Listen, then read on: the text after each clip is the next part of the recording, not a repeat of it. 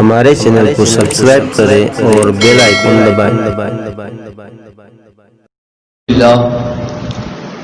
الحمد لله رب العالمين والعاقبة للمتقين والصلاة والسلام على سيد الأنبياء والمرسلين وعلى آله وأصحابه وأزواجه وذرياته وأهل بيته أجمعين، أما بعد، فأعوذ بالله من الشيطان الرجيم، بسم الله الرحمن الرحيم، وتقلبك في الساجدين، آمنت بالله صدق الله العظيم وصدق رسوله النبي الأمين المتين الكريم، ونحن على ذلك لمن الشاهدين والشاكرين، والحمد لله رب العالمين۔ آئیے ہم اور آپ مل کر بصد ادب و احترام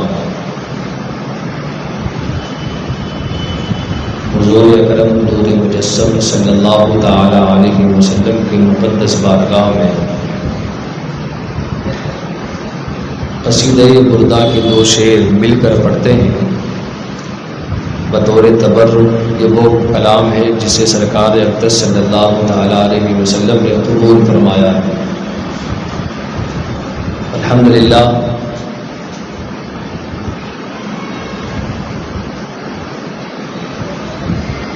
ناچیز کو آپ کی بارگاہ میں جنہوں نے قصیدہ بردہ لکھا ہے حاضری کا شرف حاصل ہوا، اور آج بھی ہر جمعرات جمعہ کو آج بھی آپ کے مزار پر پورا قصیدہ پڑھا جاتا ہے۔ آج بھی بڑا ہی مبارک، اور جس نیت سے بندہ اس قصیدے کو پڑھتا ہے اللہ تبارک و تعالیٰ اس کی وہ تمنا پوری فرماتا ہے۔ مل کر دو شعر سرکار کے بارگاہ میں پڑھیں۔ مولاي صل وسلم دائما ابدا، مولاي صل وسلم دائما ابدا على حبيبك خير الخلق كلهم، مولاي صل وسلم دائما ابدا على حبيبك خير الخلق كلهم، محمد سيد الكونين والثقلين، محمد سيد الكونين والثقلين والفريقين من عرب ومن عجم، مولاي صل وسلم دائما ابدا على حبيبك خير الخلق كلهم، يا ربي بالمصطفى بلغ مقاصدنا،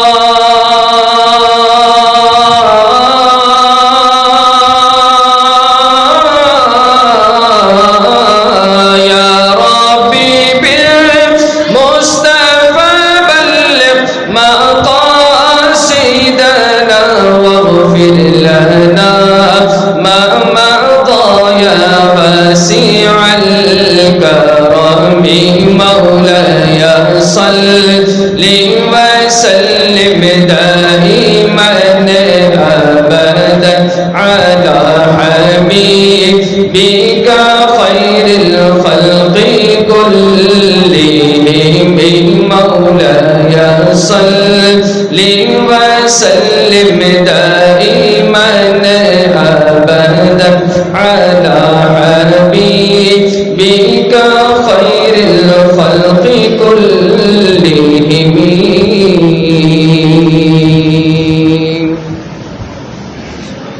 تبارک و تعالیٰ نے کلام پاک میں حضور اکرم صلی اللہ تعالی علیہ وسلم کے متعلق یہ ارشاد فرمایا وَتَقَلُّبَكَ فِي السَّاجِدِينَ۔ آج ہم یہاں کس لیے جمع ہوئے؟ میلاد مصطفیٰ حضور کی آمد کی خوشی میں ہم حضور کا ذکر کرنے کے لیے جمع ہوئے ہیں، اور یہ یقین جانیے ایسی خوشی ہے کہ یہ جو حصہ ہے یہ صرف مومنوں کے لیے ہے، جو خاص، کیونکہ اللہ نے کلام پاک میں دوسری جگہ ارشاد فرمایا قل بفضل اللہ وبرحمتہ فبذلک فلیفرحوا۔ یہ جو اعلان جو ہے، یہ جو خوشی منانے کا جو رب ارشاد فرما رہا ہے، کس کے لیے؟ یہ خطاب مومنوں سے، واوڑوں سے نہیں۔ کس سے ہے؟ مومنوں سے۔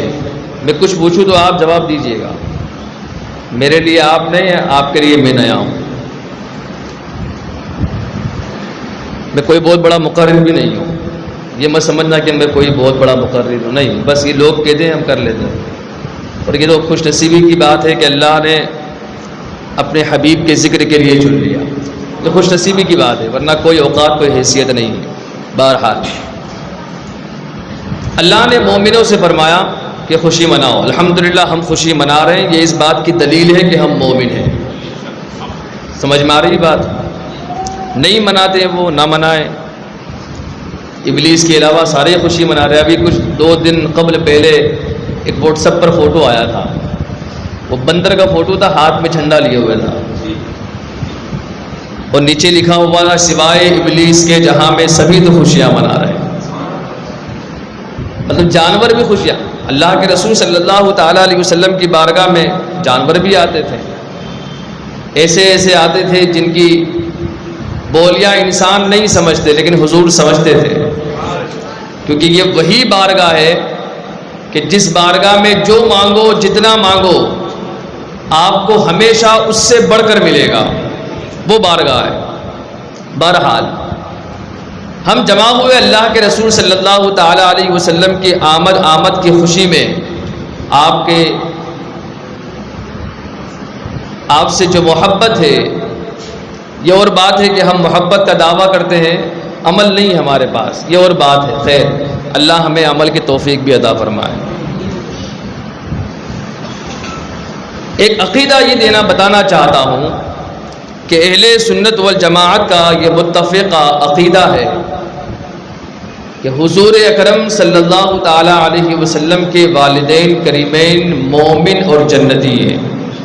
کیا ہے؟ بولیں، مومن اور جنتی ہیں۔ اس بارے میں اگر کوئی آپ کو ورگلائے نا، بہکائے، بھٹکائے، گمراہ کرے، تو اس بات کو یاد رکھ لینا کہ حضور اکرم صلی اللہ تعالی علیہ وسلم اللہ کے نور ہیں۔ موٹی سی بات سمجھا رہا ہوں، کوئی بہت باریک والی بات نہیں ہے، موٹی سی بات یہ سمجھ لینا آپ، کوئی دلیل کی ضرورت نہیں ہے۔ حضور اکرم صلی اللہ تعالی علیہ وسلم کیا ہے؟ اللہ کے نور ہے کہ نہیں؟ اللہ کے نور ہے۔ اب حضور اللہ کے جب نور ہوئے تو ظاہر سی بات ہے اللہ کا نور کہاں، ناپاک جگہ پر ہوگا یا پاک جگہ پر ہوگا؟ کوئی بالکل نرا سے نرا جاہل بھی ہونا تو وہ اس بات کو تسلیم کرے گا کہ ہاں پاک جگہ پر ہی ہوگا۔ جب اتنی بات سمجھ میں آ گئی تو اب یہ عقیدہ بنا لیں اور اپنے ذہنوں میں اور اپنے دلوں میں نقش کر لیں کہ اللہ کے رسول صلی اللہ تعالی علیہ وسلم کے والدین کریمین مومن اور جنتی۔ ٹھیک ہے، بات سمجھ میں آ گئی؟ ایسا کیوں؟ تو دیکھیں اللہ تبارک و تعالیٰ نے، اب دلیل بتا رہا ہوں، یہ اگرچہ آپ کو یاد رہے نہ رہے، اللہ نے کلام پاک میں ارشاد فرمایا انما المشرکون نجس۔ مشرک کیا ہے؟ نرے ناپاک ہے، نجس ہے، کیا ہے؟ ناپاک ہے۔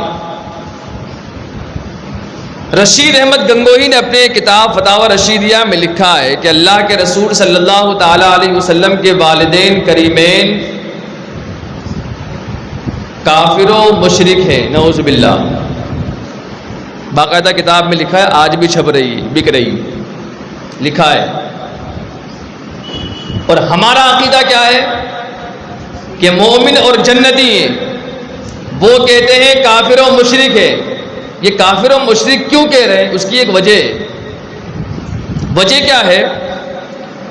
وہ کافر و مشرک لوگوں کو بتلا کر یہ انہیں بتلانا چاہتے ہیں کہ دیکھیں، جب اللہ کے رسول صلی اللہ تعالی علیہ وسلم اپنے والدین کریمین کو جہنم سے نہ بچا سکے تو تمہیں کیا بچائیں گے؟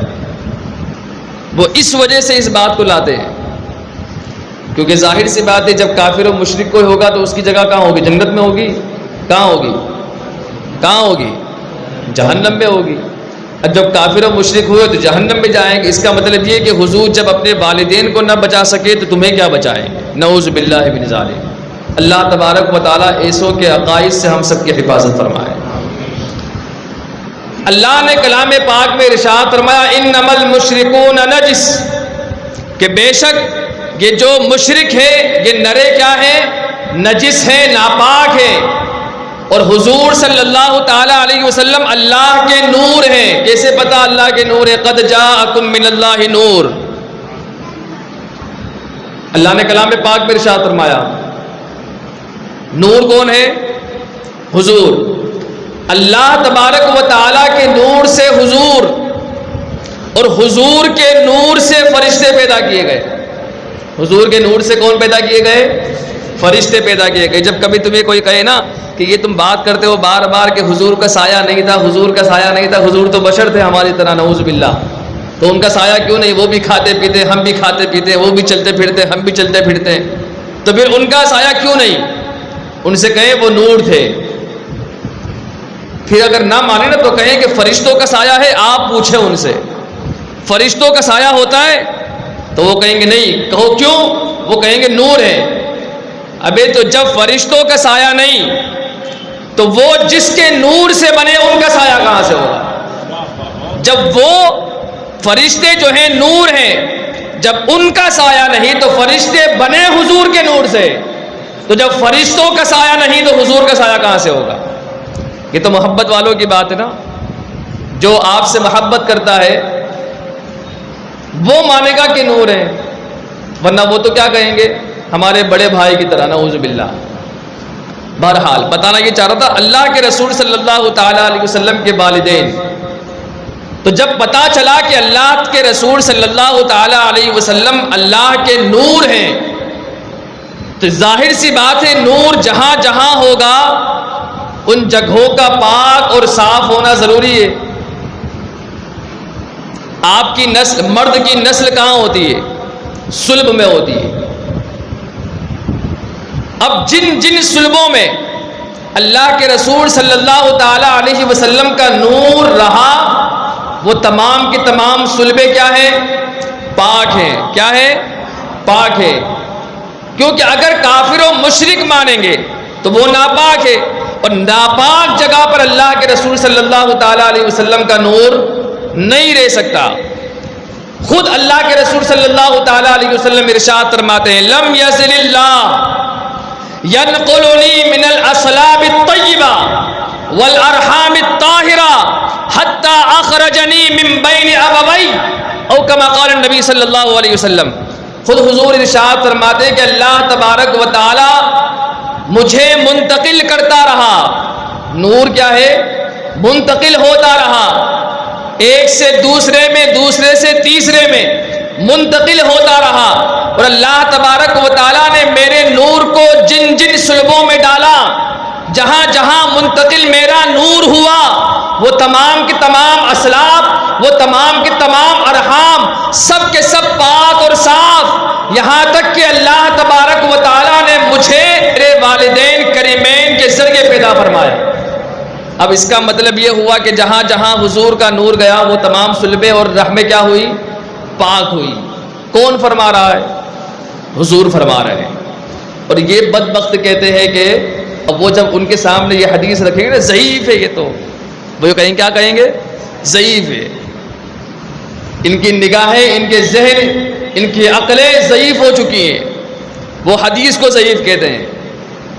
بہرحال اب آپ دیکھیں کہ جہاں جہاں نور منتقل ہوا وہ تمام اسلاف، تمام ارحام کیا ہے؟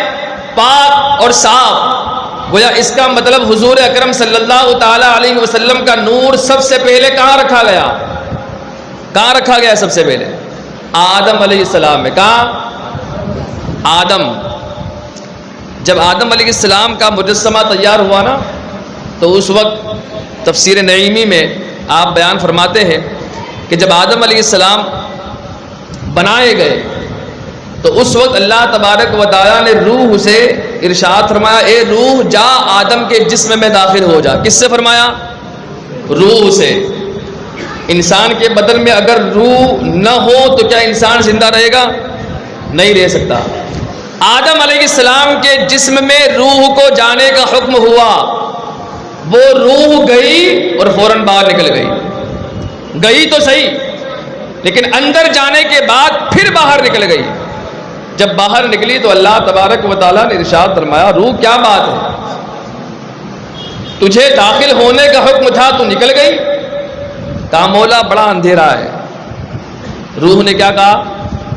کیا عرض کی؟ مولا بڑا اندھیرا ہے، گھبراہٹ ہو رہی ہے، اندھیرا زیادہ ہے، تاریکی زیادہ ہے، میں اندر نہیں رہ سکتی. اللہ تبارک و تعالیٰ نے ایک نور رکھا اور پھر کہا، اے روح اب جا. اب جیسے ہی روح گئی پھر نکلنے کا نام نہیں. پوچھے وجہ کیا؟ تو بتاتے ہیں مفسرین کہ اللہ تبارک و تعالیٰ نے آدم کی پیشانی میں نور محمدی کو رکھ دیا. اب حضور تاج الشریعہ فرماتے ہیں کہ جان آدم جان حوا آپ ہے. آدم کی جان کون بنے؟ حضور کا نور. اگر حضور کا نور آدم کی پیشانی میں نہ آتا تو کیا وہ روح جاتی رہتی اندر؟ نہیں رہتی. گئی تھی نا لیکن نکل گئی. اب اس کا مطلب آدم کو زندگی مل رہی ہے تو حضور کے نور کے صدقے میں مل رہی ہے. اگر حضور کا نور وہاں نہیں ہوتا تو پھر آدم کو زندگی نہ ملتی. گویا پتا چلا کہ آدم علیہ السلام کو بھی جو زندگی ملی ہے وہ حضور کے نور کا صدقہ ہے. اب وہی نور پھر منتقل ہوا ابراہیم علیہ السلام، پھر اور آگے اسماعیل علیہ السلام، یوسف علیہ السلام، سلیمان علیہ السلام، موسیٰ علیہ السلام، عیسیٰ علیہ السلام تک. پھر وہاں سے پھر ہوتا ہوا آپ کے والدین کریمین تک پہنچا. تو آپ مجھے بتائیں کیا یہ جب نبیوں کی صلبوں میں آپ کے پشت کو، آپ کے نور کو رکھا تو ایسے پاک رحموں سے ہو کر پھر کیا پھر نجس جگہ پر جائے گا؟ نبیوں کی صلب میں رہا. اب وہی نور کیا ایک کافر و مشرک کی صلب میں جائے گا، پشت میں جائے گا، نسل میں جائے گا؟ نہیں. تو گویا پتا چلا کہ اللہ کے رسول صلی اللہ تعالی علیہ وسلم کے والدین کریمین کیا ہیں؟ بولیں مومن اور جنتی ہیں. بولو نا کیا ہے؟ جنتی ہے. مومن ہے اور جنتی ہے. یہ ہمارا عقیدہ ہے. اس عقیدے کو سلامت رکھیں، آپ ذہن نشی رکھیں. یہ سمجھیے کہ یہ کوئی معمولی سی بات بتا رہے ہو چل دیے، نہیں. حضور اکرم صلی اللہ تعالی علیہ وسلم کے والدین کریمین اور جتنے بھی آبا اور اجداد، اس کی بھی دلیل امام جلال الدین سیوطی علیہ رحمہ وتقلبک فی الساجدین کی تفسیر میں ارشاد فرماتے ہیں. وہ کہتے ہیں اللہ تبارک و تعالیٰ نے یہ جو ارشاد فرمایا ہے اس سے مراد کیا ہے؟ تو وہ کہتے ہیں اس سے مراد یہ ہے. امام جلال الدین سیوطی پتہ ہے آپ کو کون ہے؟ آپ کا مزار مبارک مصر میں قاہرہ یونیورسٹی میں، کیرو میں، جو آپ یہ مصر کا کیپٹل ہے، کیرو میں، وہاں پر آپ کا مزار مبارک ہے. امام جلال الدین سیوطی علیہ رحمہ وہ امام ہیں جنہوں نے کھلی آنکھوں سے اللہ کے رسول صلی اللہ تعالی علیہ وسلم کا ایک مرتبہ نہیں، دو مرتبہ نہیں، 75 مرتبہ دیدار کیا ہے. کتنی مرتبہ دیدار کیا ہے؟ 75 مرتبہ. ماتھے کی آنکھوں سے، کھلی آنکھوں سے دیدار کیا ہے وہ امام. اب وہ فرماتے ہیں اللہ تبارک و تعالیٰ نے کلام پاک میں یہ جو ارشاد فرمایا اس کا مطلب یہ ہے کہ اللہ تبارک و تعالیٰ نے حضور کے نور کو ایک سجدہ کرنے والے سے دوسرے سجدہ کرنے والے میں، یعنی ایک مسلمان سے دوسرے مسلمان تک اللہ تبارک و تعالیٰ نے حضور کے نور کو منتقل کیا۔ اب ظاہر سی بات ہے، سجدہ کرنے والا کون ہوتا ہے؟ مسلمان ہی ہوتا ہے نا، کہ غیر مسلم ہوتا ہے؟ مسلمان ہوتا ہے نا۔ جب سجدہ کرنے والا ایک سجدہ کرنے والے کی صلب سے دوسرے سجدہ کرنے والے کی صلب میں، یعنی ایک مسلمان سے دوسرے مسلمان تک اللہ تبارک و تعالیٰ کا وہ نور منتقل ہوتا رہا۔ وہ نور کون سا نور؟ حضور کا نور، وہ منتقل ہوتا رہا۔ اب آپ فرماتے ہیں، روایت بیان کرتے ہیں حضرت علی کرم اللہ تعالیٰ وجہ الکریم کی، کہ حضرت علی کرم اللہ تعالیٰ وجہ الکریم نے ارشاد فرمایا کہ اللہ تبارک و تعالیٰ اس زمین کو آباد رکھتا ہے جب تک کہ زمین پر مسلمان رہتے ہیں۔ پوچھا گیا کتنے مسلمان؟ تو حضرت علی کرم اللہ تعالیٰ وجہ الکریم ارشاد فرماتے ہیں کہ اللہ تبارک و تعالیٰ کم از کم 7 مسلمانوں کو زمین پر رکھتا ہے۔ جب تک زمین پر 7 مسلمان ہیں، اللہ تبارک و تعالیٰ زمین کو ہلاک اور برباد نہیں کرتا۔ اب پتہ چلا، پوچھا گیا کہ اس سے پہلے اللہ کے رسول صلی اللہ تعالیٰ علیہ وسلم کے زمانے سے پہلے جو زمانہ تھا، جو وقت تھا، جو عرصہ گزرا، جو وقت گزرا، ان زمانے میں، ان عرصوں میں کیا کوئی مسلمان تھا؟ تو بتایا ہی جاتا ہے، مفسرین یہ فرماتے ہیں کہ جتنے بھی حضور اکرم صلی اللہ تعالیٰ علیہ وسلم کے آبا اور اجداد رہے ہیں، ان تمام و تمام کے تمام آبا اور اجداد مسلمان ہیں، اور انہی مسلمان کی وجہ سے اللہ تبارک و تعالیٰ نے زمین کو برقرار رکھا۔ آپ اندازہ لگائیں کہ زمین صحیح اور سلامت والی کب ہے؟ جب آپ کے آبا اور اجداد ہیں۔ کیوں؟ کیونکہ آپ کے آبا اور اجداد ہی موحد تھے۔ کیا تھے؟ اللہ کو ایک ماننے والے۔ آپ خود فرماتے ہیں، حضرت سیدہ عائشہ صدیقہ رضی اللہ تعالیٰ وہ روایت بیان کرتی کہ حجۃ الوداع کے وقت اللہ کے رسول صلی اللہ تعالیٰ علیہ وسلم کے ساتھ تھی۔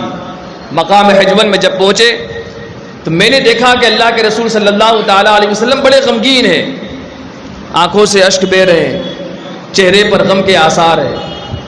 اللہ کے رسول صلی اللہ تعالیٰ علیہ وسلم نے مجھ سے ارشاد فرمایا، عائشہ تم یہاں ٹھہرو۔ سیدہ عائشہ فرماتی ہے میں ٹھہر گئی، اور حضور اکرم صلی اللہ تعالیٰ علیہ وسلم ایک جگہ تشریف لے گئے۔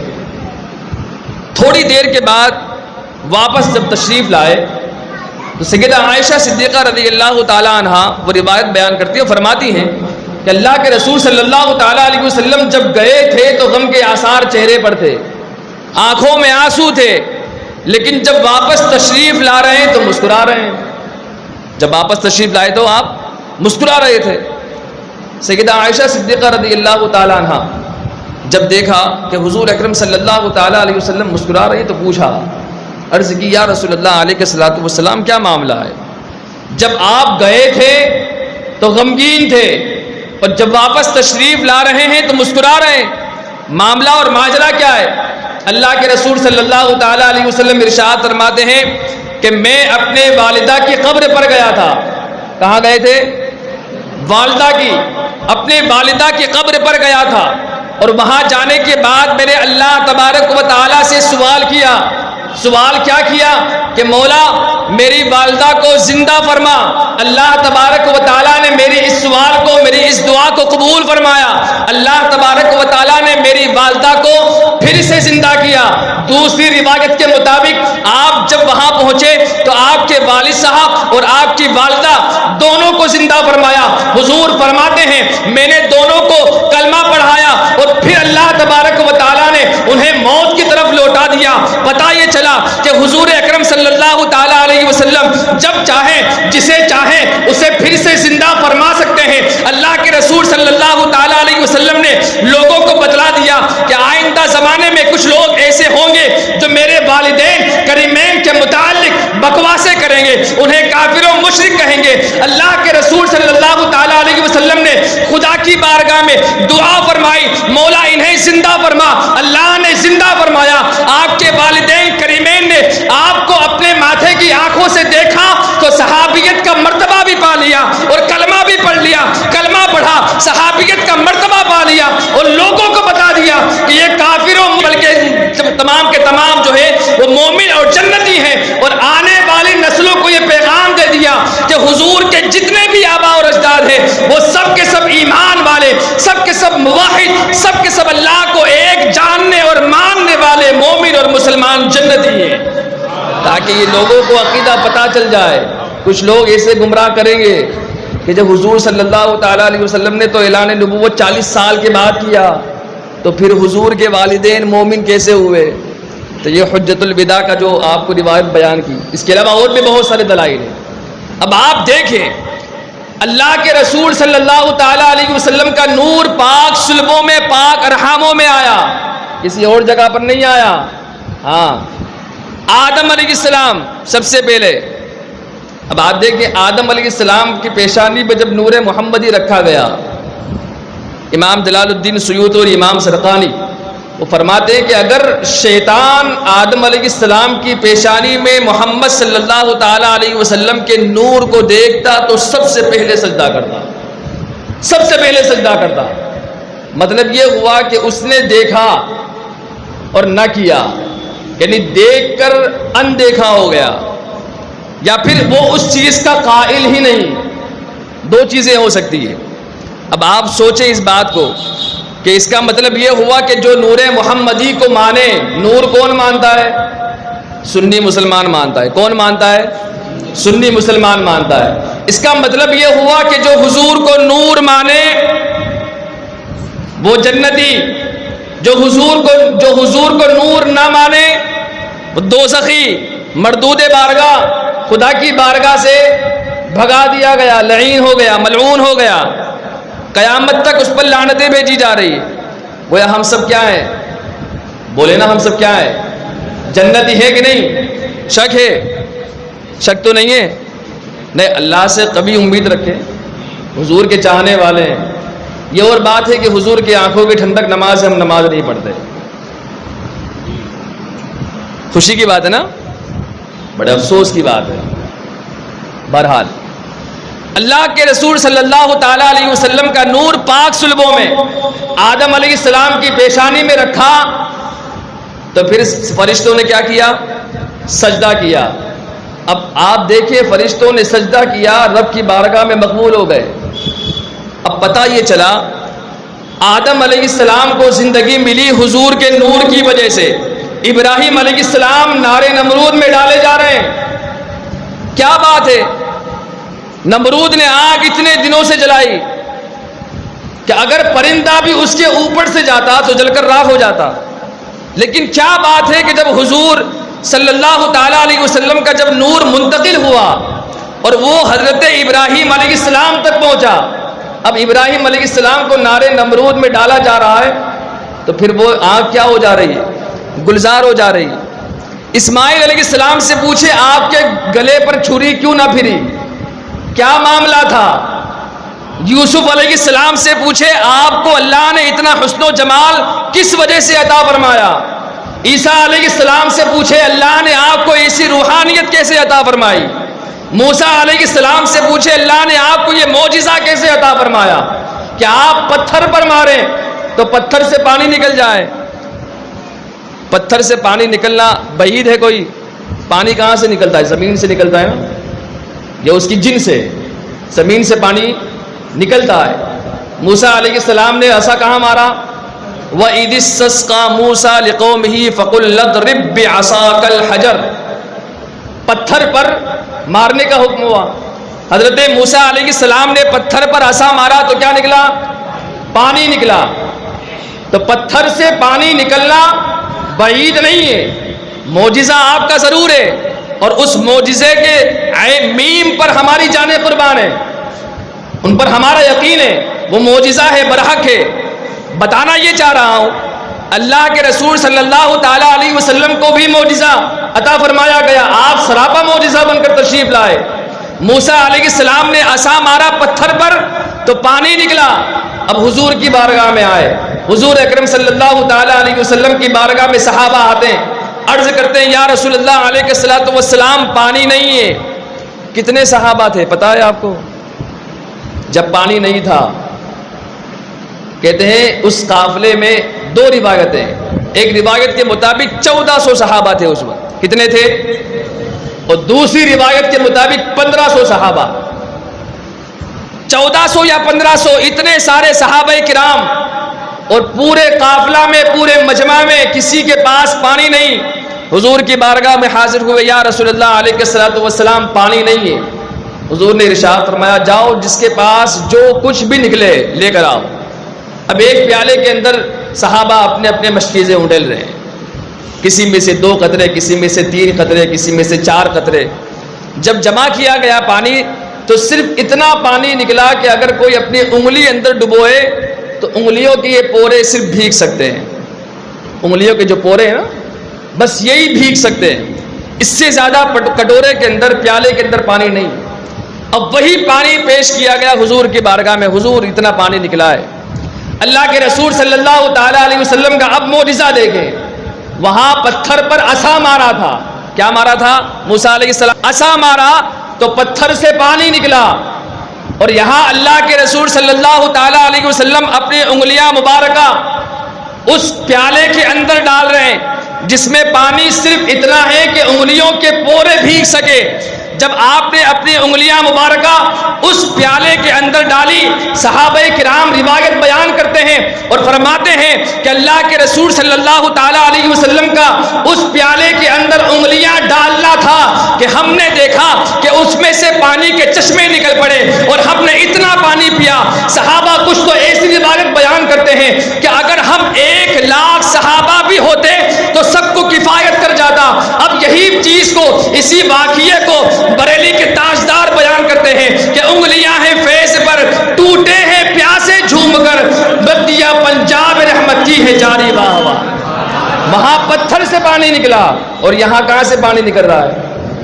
کوئی سوچ سکتا ہے کہ انگلی سے پانی نکلے گا؟ کوئی سوچ سکتا ہے کہ انگلی سے کبھی پانی نکل سکتا ہے؟ لیکن حضور صلی اللہ تعالی علیہ وسلم کی انگلیوں سے پانی نکلا، اور اتنا پیا کہ 1,00,000 صحابہ بھی ہوتے تو ہم کو کافی ہو جاتا۔ وہ ایسا کہتے ہیں، بیان کرتے ہیں، اگر ہم 1,00,000 بھی ہوتے تو کفایت کر جاتا۔ اب آپ دیکھیں موسیٰ علیہ السلام کو معجزہ دیا گیا، پتھر سے پانی نکالنے کا کیا معاملہ؟ عیسیٰ علیہ السلام کو دیا گیا، کیا معاملہ؟ آج تک آپ دیکھیں امام بھی آئے، غوث اعظم بھی آئے، خواجہ اجمیری بھی آئے، مجدد اعظم بھی آئے، محدث اعظم بھی آئے، آپ ان سے پوچھیں کیا معاملہ ہے تو وہیں سے آواز آئے گی۔ آدم علیہ السلام کو زندگی ملی حضور کے نور کی وجہ سے، ابراہیم علیہ السلام کو جو نبوت عطا کی گئی، جو آپ نار نمرود سے بچائے گئے حضور کے نور کی وجہ سے، موسیٰ علیہ السلام کو معجزہ دیا گیا حضور کے نور کی وجہ سے، سلیمان علیہ السلام کو بستیت حکومت جو عطا کی گئی حضور کے نور کی، سلام کو حسن و جمال دیا گیا حضور کے نور کی وجہ سے، عیسیٰ علیہ السلام کو روحانیت دی گئی حضور کے نور کی وجہ سے۔ جب آپ دنیا میں پیدا ہو گئے، تشریف لے آئے تو آپ ابو بکر کو صداقت مل رہی ہے، عمر فاروق اعظم کو عدالت مل رہی ہے، عثمان غنی کو سخاوت مل رہی ہے، علی مرتضیٰ کو شجاعت مل رہی ہے، امام اعظم ابو حنیفہ کو امامت مل رہی ہے، غوث اعظم دستگیر کو ولایت مل رہی ہے، خواجہ اجمیری کو ہند کا راجہ بنایا جا رہا ہے، بریلی کے تاجدار مجدد اعظم حضور سیدی سرکار امام محمد رضا خان فاضل بریلوی کو محدث اعظم مجدد اعظم کے منصب پر فائز کیا جا رہا ہے۔ وجہ پوچھے کیا ہے تو ہر ایک کے مزار اقدس سے آواز آئے گی کہ حضور کے نور کا صدقہ ہے۔ میں کہنا یہ چاہتا ہوں، آج تک جتنے بھی چمکے ہیں حضور کے نور سے چمکے ہیں، اور جتنے چمک رہے ہیں حضور کے نور سے چمک رہے ہیں، اور کل بروز قیامت تک جتنے بھی چمکیں گے حضور کے نور کی وجہ سے چمکیں گے۔ اب حضور کی بارگاہ میں وہی مجدد اعظم استغاثہ پیش کرتے ہیں کہ چمک تجھ سے پاتے ہیں سب پانے والے، میرا دل بھی چمکا دے چمکانے والے۔ اللہ کے رسول صلی اللہ تعالی علیہ وسلم ایسے نور، اور پھر یہ کہے کہ حضور صلی اللہ تعالی علیہ وسلم کا نور کافر و مشرک کے صلب میں، صد بار نعوذ باللہ، اللہ کی پناہ۔ جو ایسا کہے وہ کیا ہے بولیں؟ ایسا کون کہے گا؟ بد مذہبی کہے گا، نرے سالے جاہل بالکل۔ کہتے ہیں نا جب اللہ دین لیتا ہے تو عقلیں چھین لیتا ہے۔ اتنے پاگل ہیں، اتنے پاگل ہیں، ہمیں کہتے ہیں کہ ہم بدعت کر رہے ہیں. بدعت کا مطلب سمجھتے ہیں آپ؟ وہ بھی کون سا بدعت کا فتویٰ لگاتے ہیں؟ جو گمراہی والا ہے. اب گمراہی والا کوئی کام کرے، کوئی ایک امام ہے، اگر کوئی امام خلاف شرع کام کرتا ہے تو آپ اس امام کے پیچھے نماز پڑھتے ہیں؟ پڑھتے ہیں؟ نہیں پڑھتے نا. کیوں؟ کہ خلاف شرع کام کر رہے ہیں، شریعت کے خلاف کام کر رہے ہیں، ہم نماز کیسے پڑھیں؟ بڑی نماز کی فکر ہو جاتی ہے نا. کیوں؟ کہ ہم سنی ہیں. یہ فکر مومنوں کو لاحق ہوتی ہے. آپ دیکھیں، اندازہ لگائیں. ایک طرف کہتے ہیں یہ فاتحہ پڑھ رہے ہیں بدعتی ہے، سلام پڑھ رہے ہیں بدعتی ہے، بدعت کے فتوے لگتے ہیں، پھر وہی نماز پڑھنے بھی آتے ہیں. آتے کہ نہیں آتے؟ سنیوں کے پیچھے پڑھتے ہیں، پڑھتے کہ نہیں پڑھتے؟ نہیں، سب مسجد ایک ہے. ابے بدعتی کام کر رہا ہے نا وہ، پھر تیرے لیے تو جائز نہیں کہ تو نماز پڑھے، لیکن پھر بھی نماز پڑھیں گے. کتنے بے عقل ہوئے. مطلب ایک بدعتی کا مطلب کل بدعت ضلالہ، ہر بدعت کیا ہے؟ گمراہی ہے. اور ہر ضلالت جو گمراہی ہے وہ گمراہیت کیا ہے؟ جہنم میں لے جانے والی. تو اس کا مطلب تم جس کے پیچھے نماز پڑھ رہے ہو وہ بدعتی جہنمی ہے، اور اسی کے پیچھے نماز بھی پڑھ رہے ہو. یعنی ان کی عقل تو ہے کتنی ماری گئی. صرف اونچا اونچا پائجامہ پہنتے تو ان کی عقل کوری ہو جاتی ہے. اتنے بالکل نرے جاہل. اللہ تبارک و تعالیٰ ایسوں کے عقائد سے ہماری حفاظت فرمائے، ہماری اور ہمارے آنے والی نسلوں کی بھی حفاظت فرمائے. اب آپ دیکھیں، حضور نور ہیں، ہم حضور سے محبت کرتے ہیں، کرتے ہیں کہ نہیں کرتے ہیں؟ اب دل پر ہاتھ رکھ کے پوچھے اپنے آپ سے. حضور نے فرمایا جعلت قرۃ عینی فی الصلاۃ، میری آنکھوں کی ٹھنڈک نماز میں. ہم کتنی نمازیں پڑھتے ہیں؟ دل پر ہاتھ رکھ کے پوچھے. ہم سنی ہونے کا دعویٰ کرتے ہیں، ہم نے دن بھر کتنے مسلمانوں کے ساتھ مل کر اچھے اخلاق سے بات کی. ہم اپنے دل پر ہاتھ رکھے، ہمارے بچے کو اگر کوئی تماچا مار دے اس وقت ہم کیا کرتے ہیں؟ کہ اپنے آپ سے اپنے گریبان میں جھانک کر دیکھے اور پوچھے، اگر ہم راستے سے جا رہے ہو اور اوپر سے اگر کوئی کچرا یا کوڑا کرکٹ ڈال دے تو اس وقت ہماری کیفیت کیا ہوتی ہے؟ اپنے آپ سے پوچھے کہ ہم دن بھر اپنی آنکھوں کو کتنے گناہوں سے بچاتے ہیں. اپنے گریبان میں جھانکے اور پوچھے اپنے آپ سے، کیا یہی طریقہ بتایا تھا زندگی کا حضور نے جس سے ہم محبت کا دعویٰ کر رہے ہیں؟ اگر آپ کسی دنیا والے سے محبت کریں نا، اگر ایک لڑکا اگر کسی لڑکی سے محبت کرے نا، تو بول کیا چاہیے تجھے، سب حاضر ہے. اگر وہ کہے نا کہ آج تم یہ کپڑے پہنو کلر کے، تو پھر جناب وہی کپڑے پہنے گے کلر کے، پھر کلر میں آ جاتے ہیں. جس صورت میں اس کا یہ مقولہ مشہور ہے، کلر مار رہا ہے، کلر کر رہا ہے. پھر دیکھیں آپ کیسے قدر کرتا ہے وہ. لڑکی اگر کہہ دے کہ بال ایسے کٹوانے ہیں تو پھر بال ویسے ہی گدھے کی طرح بن جائیں گے، بھلے وہ کچھ بھی لگے. وہ شرم و حیا وہاں سب کے سب گر جاتی ہے. ارے محبت کرنا ہے تو ایسوں سے کرو محبت کہ جن کی محبت تمہیں جنت میں لے جائے. یہ تمہاری قبر کو بھی برباد کر رہی، آخرت کو بھی برباد کر رہی. ایسوں سے محبت کرتے. آؤ مدینے میں بلال حبشی کو دیکھو کیسی محبت تھی. ارے اس یہودی کے بیٹے کو دیکھو کیسی محبت تھی کہ جس کے گھر میں روزانہ پلاننگ ہوا کرتی تھی کہ محمد عربی صلی اللہ تعالی علیہ وسلم کو کیسے قتل کرنا ہے. روزانہ پلاننگ ہوتی. یہودی تھا لیکن بیٹا اور بیٹے کو خاص تلقین کر کے رکھی ہوئی تھی کہ کبھی بھی محمد عربی صلی اللہ تعالی علیہ وسلم کو نہ دیکھنا، ان کے پاس جانا مت. دیکھنا تک بھی اس سے منع تھا. جوان بیٹا تھا یہودی کا، بالکل امیروں میں اس کا نام ہوتا تھا. لیکن جب بار بار اوپر سے تاکید آئی، دیکھیں اللہ کی کرنی کیسی ہوتی ہے. اللہ جسے ہدایت دینا چاہے کوئی مائع کا لال روک نہیں سکتا. ایک دن گزرا، مسجد نبی روزانہ گزرتا تھا مسجد نبوی کے دروازے سے، لیکن کبھی جھانک کر نہیں دیکھتا تھا کہ اندر ہے کہ نہیں. ایک دن گزر رہا تھا، دل نے چاہا آج دیکھ لوں، لیکن اسے کیا پتا تھا کہ ایک جھلک کہاں لے جائے گی. ایک دن گزر رہا تھا، گزرتے گزرتے محمد عربی صلی اللہ تعالی علیہ وسلم کے چہرے انور پر نظر پڑ گئی. جیسے ہی نظر پڑنی تھی کہ دل کی دنیا بدلی. کیسے بدلی آپ دیکھیں. اسے کہتے ہیں محبت، اسے کہتے ہیں عشق. ہم محبت کرتے ہیں، شرم آتی ہے. آج اگر سب سے برا اگر کوئی کام کوئی ہوتا ہے کرتا ہے نا، تو سب سے پہلے خیال انسان کا وہی جاتا مسلمان ہوگا. میاں بھائی ہوگا. آج اگر کوئی باہر گاڑی اگر کسی کی ٹکر لگ جائے اور زور زور سے گالیاں بولتا ہو نا تو پیچھے جو جسے دکھائی نہیں دیتا وہ بھی یہی سوچتا ہے میاں بھائی ہوگا. آج چائےوں کی دکان پر پانوں کے اڈوں پر آپ دیکھیں باتیں کیسی ہوتی ہے اور کتنی ہوتی ہے. معلوم ہوتا ہے پوری حکومت کا ٹھیکہ انہوں نے لے کے رکھا ہوا ہے. باتیں تو ایسی کرتے ہیں بڑی بڑی, اگرچہ گھر میں ان کی سنوائی نہیں ہوتی, لیکن حکومت کی باتیں ایسی کریں گے جیسے سب کچھ یہی چلا رہے ہیں. مودی نے ایسا کر دیا, مودی نے ارے ہم کیا کر رہے ہیں وہ تو دیکھو. اللہ کے رسول صلی اللہ تعالیٰ علیہ وسلم کے چہرے بددعا پر نظر پڑی. نظر پڑنا تھا کہ اب دل کی دنیا بدلنا شروع ہو گئی. دھیرے دھیرے محبت میں ایسا گرویدہ ہوا, ایسا محبت, اب وہ محبت اتنی بڑھ گئی کہ محبت عشق میں بدل گئی. اب محبت جب عشق میں بدلتی ہے نا تو سب کچھ خاک ہو جاتا ہے. والذین آمنوا اشد حبا للہ, یہ عشق کی تعریف ہے. عشق کیا کہتے ہیں؟ عشق وہ ہے کہ ہر چیز جل جائے, کچھ باقی نہ رہے. کھانا ایک طرف, پینا ایک طرف, کپڑے اور ہمارے بال, کوئی چیز کا ہمیں خیال نہیں, سب کچھ بس ہمیشہ اگر خیال ہے تو جس سے محبت کر رہا اسی کا, محبوب کا خیال ہے, اور کسی شے کسی چیز کا کوئی خیال نہیں. اسے کہتے ہیں عشق.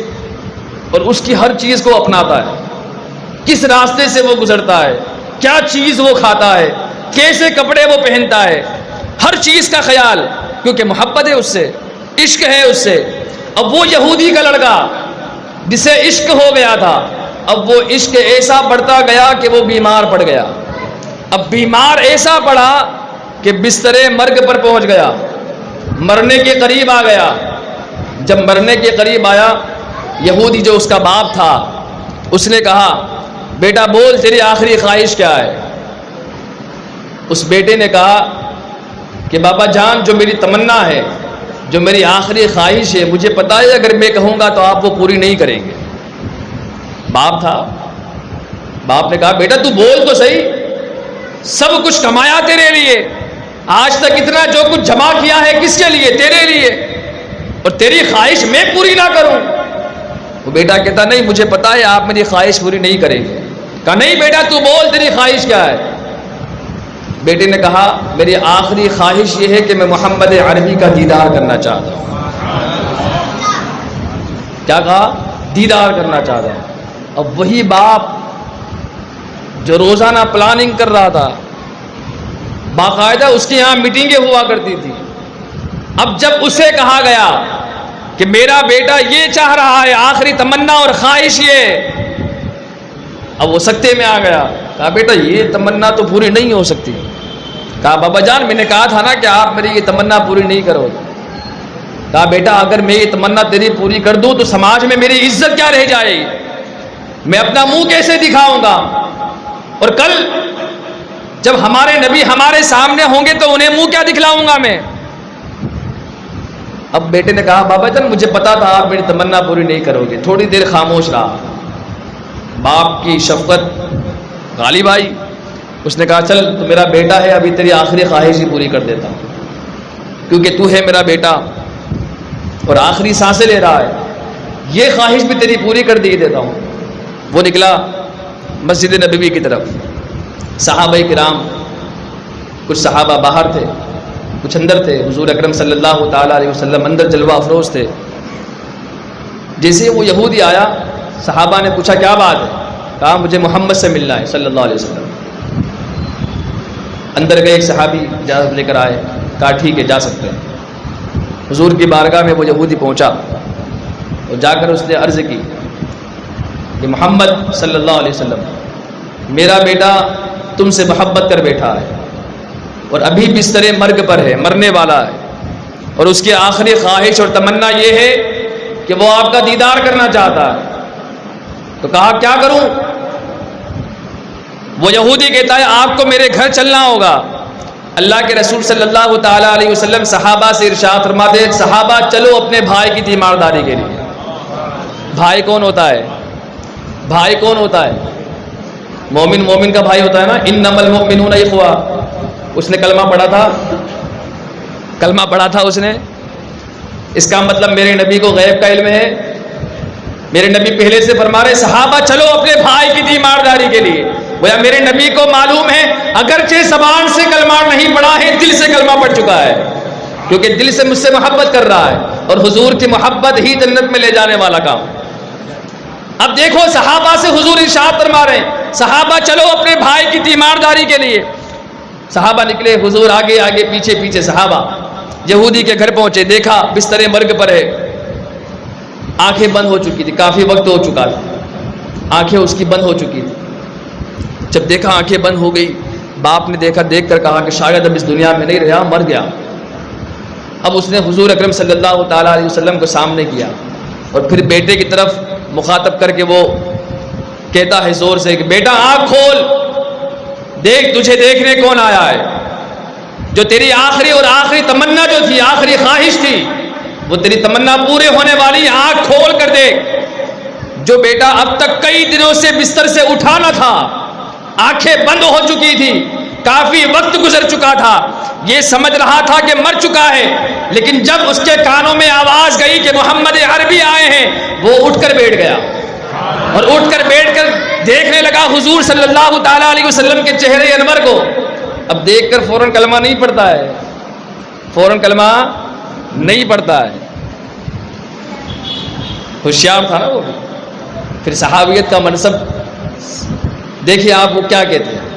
وہ جو یہودی کا جو جوان بیٹھا تھا اٹھ کر تو بیٹھ گیا, اب کہتا ہے حضور میری کچھ تمنائیں, میری کچھ خواہشیں, کیا آپ اس بات کی گارنٹی لیں گے؟ اللہ کے رسول صلی اللہ تعالیٰ علیہ وسلم نے ارشاد فرمایا تو بول تو صحیح, تیری تمنائیں کیا ہیں, تو بول تیری خواہشیں کیا ہیں. وہ کہتا ہے میں نے زندگی بھر اسلام کو چھوڑے رہا, میں اسلام کے دامن میں نہیں آیا, لیکن کیا اب اگر کلمہ پڑھوں تو آپ اس بات کی گارنٹی لیتے ہیں کہ کل بروز قیامت جب پل صراط سے گزر رہا ہوں تو اس وقت آپ مجھے بچا لیں گے؟ دیکھیے ہوشیاری والی بات کیا ہوئی. اللہ کے رسول صلی اللہ تعالیٰ علیہ وسلم یہ نہیں فرماتے نہیں وہ پل صراط ہوگا, وہاں تو نفسا نفسی کا عالم ہوگا, ہر کسی کو اپنی پڑی ہوگی, تم اپنا دیکھنا میں اپنا دیکھوں گا. نہیں, حضور شفاعت کے منصب پر مقام محمود پر فائز ہوں گے.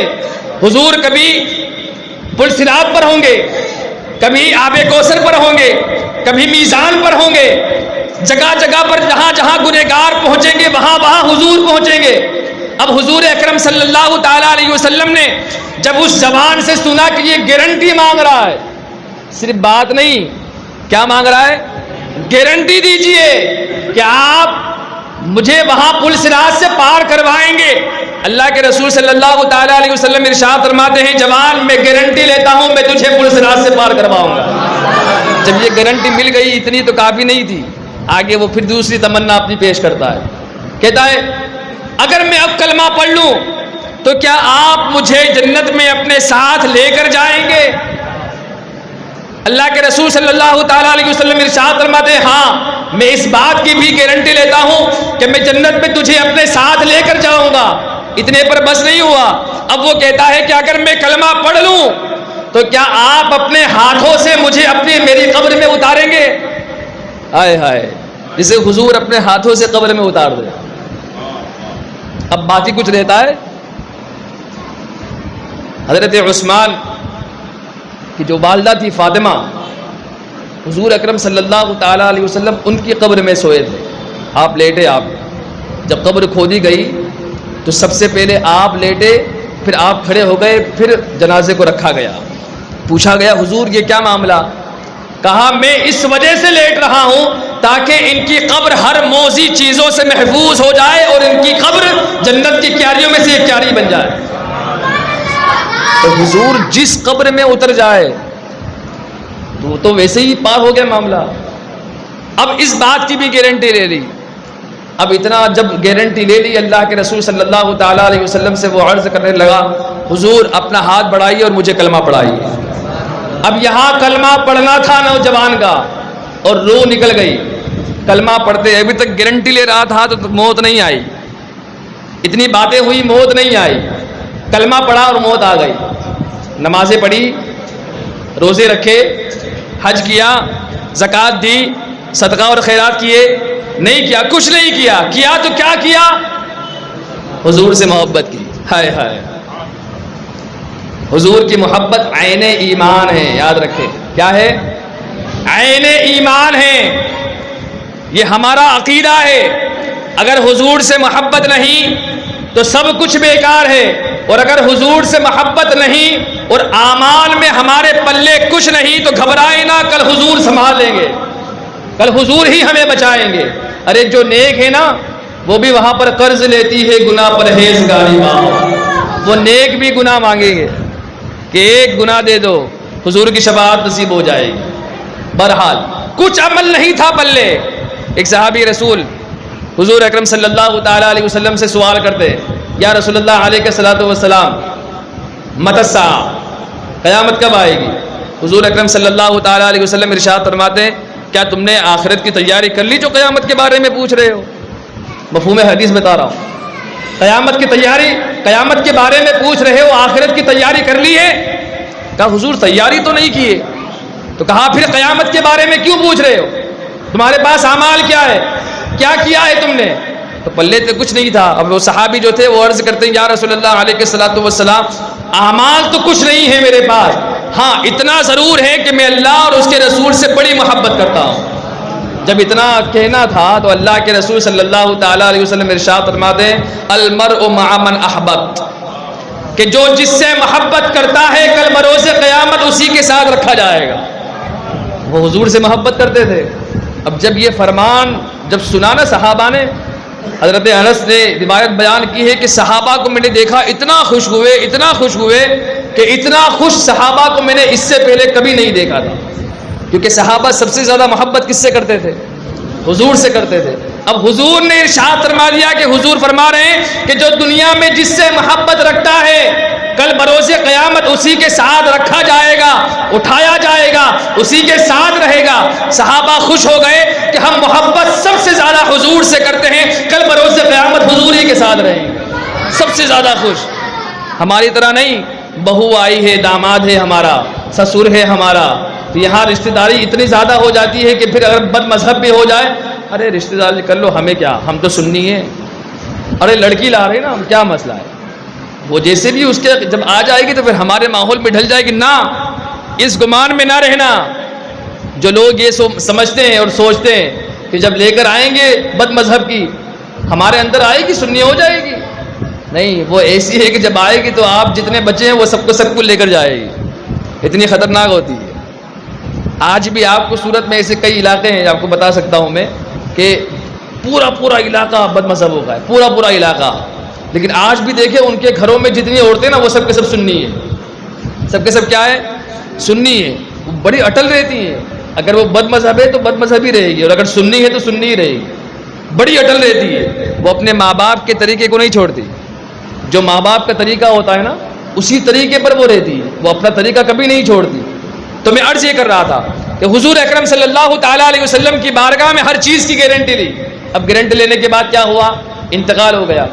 اللہ کے رسول صلی اللہ تعالیٰ علیہ وسلم نے یہودی کے باپ کی طرف دیکھا. وہ یہودی کا باپ, وہ یہودی جو تھا, وہ یہودی دیکھ کر حضور اکرم صلی اللہ تعالیٰ علیہ وسلم کو کہتا ہے کہ یہ تو اب کلمہ پڑھ چکا ہے, اب یہ آپ کا ہوا, اب ہمارا اس سے کوئی تعلق نہیں, لے جائیے. اللہ کے رسول صلی اللہ تعالیٰ علیہ وسلم نے صحابہ سے ارشاد فرمایا, صحابہ اپنے بھائی کے جنازے کو اٹھاؤ اور غسل و تکفین کی تیاری کرو. اب وہاں صحابہ لے گئے, اٹھایا, غسل دیا گیا, تکفین کی تیاریاں ہوئی, سب کچھ ہوا. اب جنازہ چلنے لگا. اب راوی یہاں بیان کرتے ہیں کہ ہم نے دیکھا کہ جب جنازہ اس نوجوان کا جا رہا تھا تو ہم نے دیکھا کہ اللہ کے رسول صلی اللہ تعالیٰ علیہ وسلم پنجوں کے بل چل رہے ہیں, ایسے پنجوں کے بل. ہم نے دیکھا اتنی بھیڑ نہیں تھی, لیکن اس کے باوجود بھی حضور پنجوں کے بل چل رہے ہیں. ٹھیک ہے, یہ معاملہ دیکھا. اب جب معاملہ سب ختم ہو گیا, وہ صحابی حضور کی بارگاہ میں آئے, کہا حضور ایک بات پوچھنی ہے, دریافت کرنی ہے, بتائیں.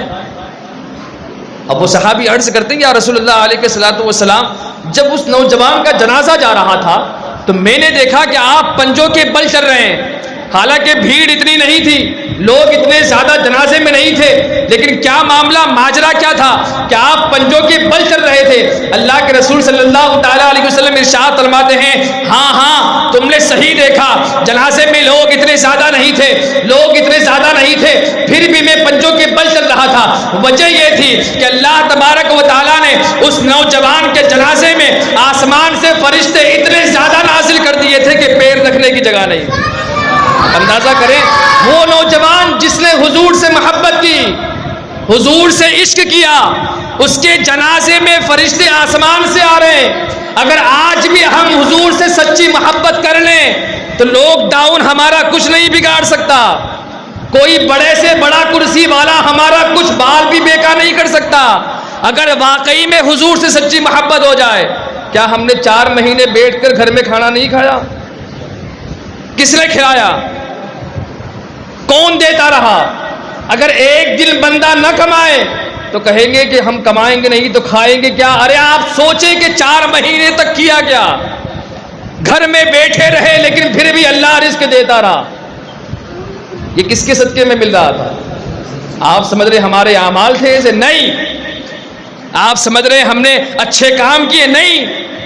آپ سمجھ رہے ہیں کہ ہمارے اندر اچھے لوگ ہیں اس وجہ سے؟ نہیں۔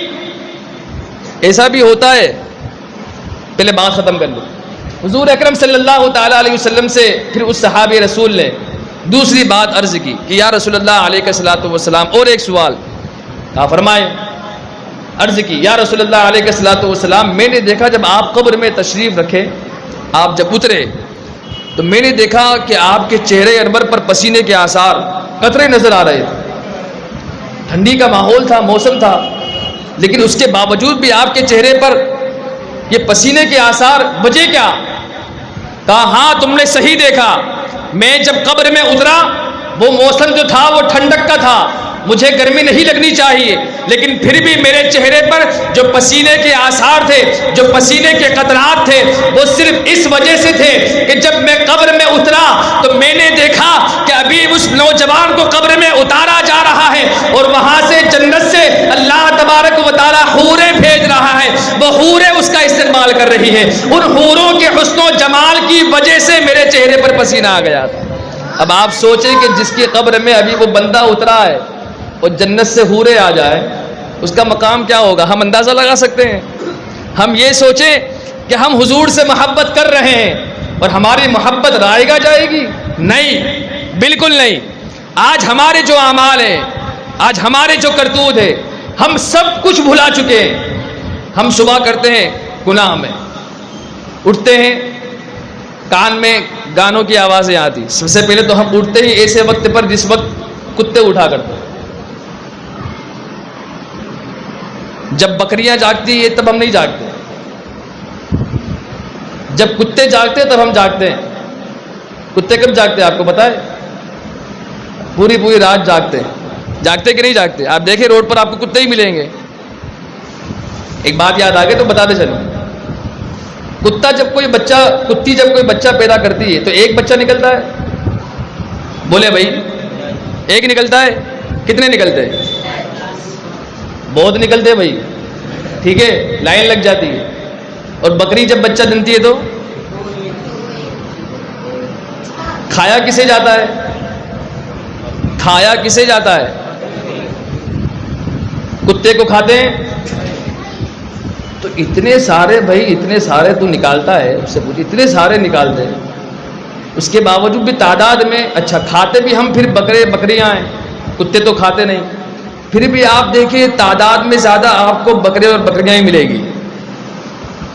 کبھی اس بات پر غور کیا آپ نے؟ کیا وجہ؟ رات میں سوتا کون ہے؟ بکریاں سو جاتے، جاگتا کون ہے؟ کتے۔ ہم کیا کرتے ہیں؟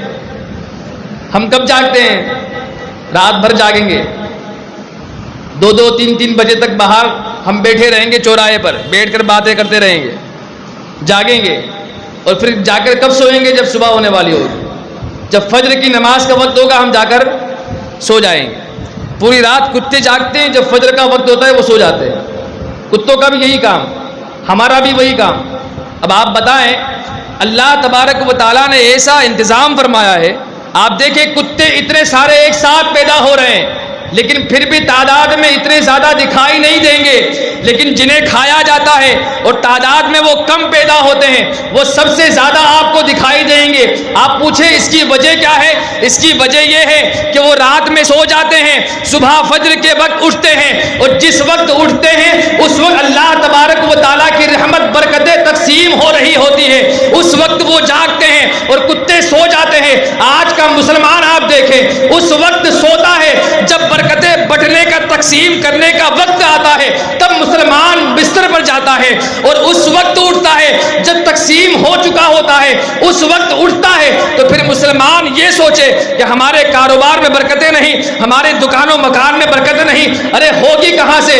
اگر فجر میں اٹھتا تو اللہ تبارک و تعالیٰ تیرے اس اٹھنے کی وجہ سے، نماز فجر ادا کرنے کی وجہ سے تیرے رزق میں اتنی برکتیں عطا فرماتا کہ لاک ڈاؤن جیسے اگر ایسے 1000 لاک ڈاؤن بھی آ جائے تو تیرے کاروبار میں تیرے مال میں کبھی کمی نہیں واقع ہو.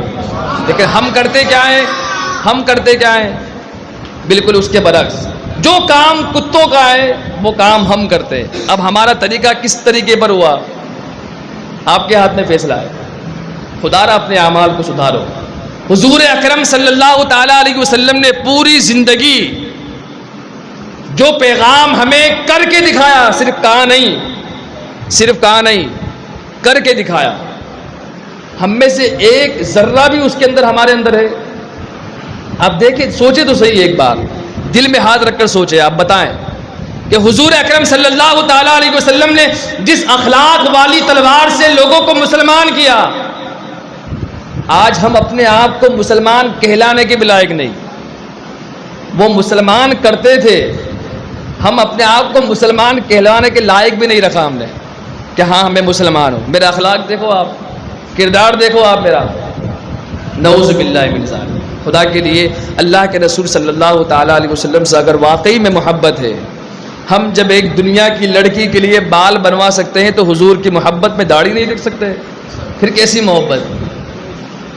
ہم ایک لڑکی کے لیے اس جگہ سے اس ڈگر میں، اس ڈگر سے اس جگہ پہ، یہ چوپاٹی سے وہ باغیچہ جا سکتے ہیں، تو پھر اللہ اور اس کے رسول کی مسجد نہیں آ سکتے؟ نعوذ باللہ من ذالک. یہ کیسی محبت ہے؟ دوغلے پن والی بات ہو گئی. خدا کے لیے حضور سے سچی محبت کریں، اور سچی محبت کا تقاضا یہ ہے کہ جس سے آپ محبت کریں ان کے طریقے پر عمل کریں. اللہ تبارک و تعالی ہم سب کو دارین کی سعادت نصیب فرمائے. اور جو عقیدہ آپ کو بتلایا کہ حضور کے والدین کیا ہیں؟ مومن اور جنتی ہیں. ٹھیک ہے، حضور کے والدین کیا ہیں؟ 1 گھنٹہ اوپر ہو گیا، ورنہ آپ کو بتاتا اس پہ بھی اور ایک دلیل بتا دیں. برحال کیا ہے حضور کے والدین؟ مومن اور جنتی ہے. اللہ تبارک و تعالی ہمارے عقائد کی حفاظت فرمائے. اللہ تبارک و تعالی ہم سب کو اسلامی زندگی اور ایمانی موت نصیب فرمائے. اللہ تبارک و تعالی ہم سب کو اور ہماری آنے والی نسلوں کو سچا پکا عاشق رسول بنائے. وآخر دعوانا الحمدللہ.